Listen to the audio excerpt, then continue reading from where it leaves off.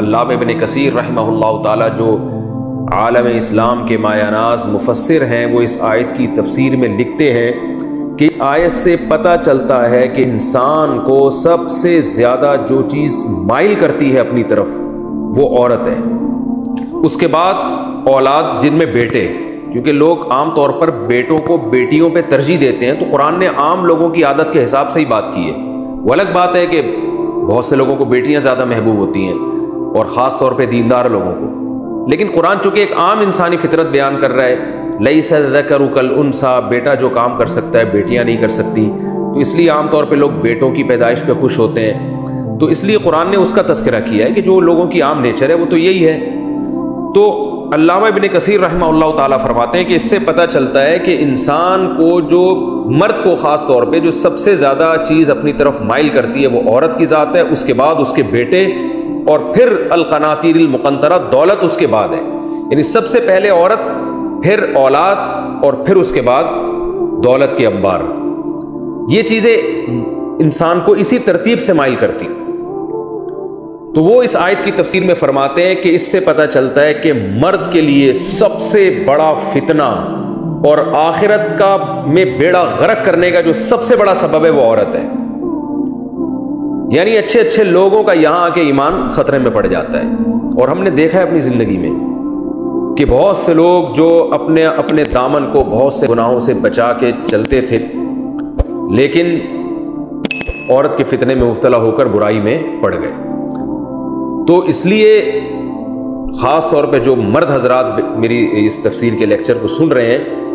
وہ اس آیت کی روشنی میں اپنے آپ کو عورت کے فتنے سے بچانے کی بہت زیادہ کوشش کریں۔ آپ کی آخرت کو تباہ کرنے والی سب سے بڑی چیز عورت ہے، اور اللہ نے اس کا آلٹرنیٹ رکھا ہے۔ علامہ ابن کثیر رحمہ اللہ تعالیٰ فرماتے ہیں کہ یہی عورت جو ہمارے لیے بہت بڑا فتنہ ہے، اور بخاری مسلم کی حدیث ہے، آپ صلی اللہ علیہ وسلم نے فرمایا ما ترکت بعدی فتنة اضر علی الرجال من النساء،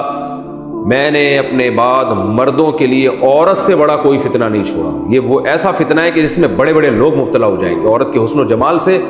بہت بڑے بڑے پرہیزگار لوگ متاثر ہو کر اپنا ایمان بیچ ڈالتے ہیں، اور اپنے آپ کو آزمائشوں میں ڈال دیتے ہیں، عشق معاشقے میں مبتلا ہو جاتے ہیں، اور حرام کاریوں میں مبتلا ہو جاتے ہیں۔ تو دیکھ کتنے لوگ عیاشی کرنے کے لیے جاتے ہیں باہر ملکوں میں، کتنے لوگ نائٹ کلبوں میں جاتے ہیں۔ اگر عورت کو درمیان سے نکال دیا جائے تو یہ نائٹ کلب بند ہو جائیں، شراب کباب کی محفلیں برباد ہو جائیں۔ تو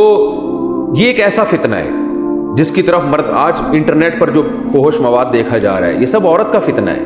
عورت کو دیکھنے کے لیے، عورت جو فلم انڈسٹریاں چل رہی ہیں اور لوگوں کے فیملی سسٹم کو خراب کر رہی ہیں، یہ اگر اپنی انڈسٹریوں سے عورتوں کو نکال لیں، مزین خواتین کو نکال لیں، تو یہ ساری انڈسٹریاں ٹھپ ہو جائیں گی۔ ڈراموں فلموں سے اگر پرکشش خواتین کو نکال دیا جائے، ایکٹریسز کو نکال دیا جائے، تو یہ ڈرامے فلمیں بیکار ہو جائیں گے، لوگ دیکھنا چھوڑ دیں گے۔ ہر چیز، جو پروڈکٹ آپ مارکیٹ میں لانا چاہتے ہیں، اس میں عورت کی تصویر کمپنیاں لگاتی ہیں تاکہ اس عورت کو، اس لڑکی کو دیکھنے کے بہانے لوگ ہماری پروڈکٹ کو دیکھیں۔ تو وجہ کیا ہے کہ اللہ نے عورت کو بنایا مرد کے لیے اٹریکٹیو ہے، اور یہ تو اس سے پتہ چلتا ہے یہ آزمائش ہے ہماری، یہ انٹرٹینمنٹ کے لیے نہیں بنایا، یہ آزمائش کے لیے بنایا۔ اس آزمائش سے بچنے کا سب سے بہترین طریقہ جو قرآن و سنت نے ہمیں بتایا ہے، ایک تو نظر کی حفاظت، دوسرا اس حرام کو حلال کرو، نکاح کے ذریعے عورت کے قریب جاؤ۔ علامہ ابن کثیر رحمہ اللہ تعالیٰ اس آیت کے تحت فرماتے ہیں کہ اگر یہی عورت آپ نکاح کے ذریعے حاصل کرتے ہیں تو وہ فرماتے ہیں کہ یہی آزمائش کے بجائے آپ کے لیے اللہ کی رحمت بن جاتی ہے۔ جیسے کہ پیغمبروں نے نکاح کثرت سے کیے، تو اس کے دو فائدے ہوں گے آپ کو۔ ایک تو یہ نکاح عبادت ہے، آپ حلال طریقے سے ایک عورت کو حاصل کر رہے ہیں، اس سے آپ کی جائز خواہش بھی پوری ہوگی، اور آپ حرام خواہش سے آپ کے قدم بچ بھی جائیں گے۔ یعنی دنیا میں آپ کو ایک اللہ نفع بھی عطا فرمائیں گے، اس سے آپ کو اولاد یعنی بیٹوں کی نعمت، بیٹیوں کی نعمت بھی دیں گے۔ اور قرآن کہتا ہے وَجَعَلَ لَكُم مِّنْ أَزْوَاجِكُمْ بَنِينَ وَحَفَدًا، اللہ تمہیں تمہاری بیوی سے اولاد بھی دیتا ہے اور اولادوں کی اولاد بھی دیتا ہے، بڑھاپے میں آپ کو پوتے نواسے ملیں گے۔ تو یہی عورت اگر آپ حلال طریقے سے حاصل کریں تو یہی آپ کے لیے فتنہ اور آزمائش کے بجائے اللہ کی رحمت بن جاتی ہے۔ تو علامہ ابن کثیر رحمہ اللہ تعالیٰ اس آیت کے تحت لکھتے ہیں کہ نکاح کی جو کثرت ہے وہ پسندیدہ چیز ہے، کیونکہ بخاری میں عبداللہ بن عباس رضی اللہ عنہ کا قول ہے تزوجوا فإن خیر هذه الامة اکثرهم نساء، نکاح کرو اس لیے کہ اس امت میں جو سب سے بہتر تھے محمد صلی اللہ علیہ وسلم، انہوں نے سب سے زیادہ نکاح کیے، ان کی ازواج کی تعداد سب سے زیادہ تھی۔ تو آج ہمارے ہاں جو خانقاہوں میں یا تبلیغ میں یا دیندار طبقے میں عورت کے جو فتنہ ہے اس سے بچانے کی جو کوشش کی جا رہی ہے وہ پائیدار نہیں ہے۔ وہ کوشش یہ کی جا رہی ہے کہ صرف نظر کی حفاظت کرو اور جو ہے فحش پروگرام مت دیکھو اور یہ مت کرو اور یہ مت کرو۔ یہ بھی ٹھیک ہے، یہ بھی ضروری ہے، قرآن نے ایسا حکم دیا ہے، لیکن جب آپ کسی پر حلال کے دروازے تنگ کر دیں گے اور حرام کے دروازے چوپٹ کھول دیں گے تو بہت کم لوگ ہیں جو آپ کی اس تجویز پر عمل کریں گے اور وہ لازماً ناجائز کی طرف جائیں گے۔ میں اس کی ایک مثال دیتا ہوں کہ ایک شخص کو بھوک لگ رہی ہے، اس کا روٹی کھانے کا دل چاہ رہا ہے اور بار بار دل چاہ رہا ہے کہ میں چوری کر لوں۔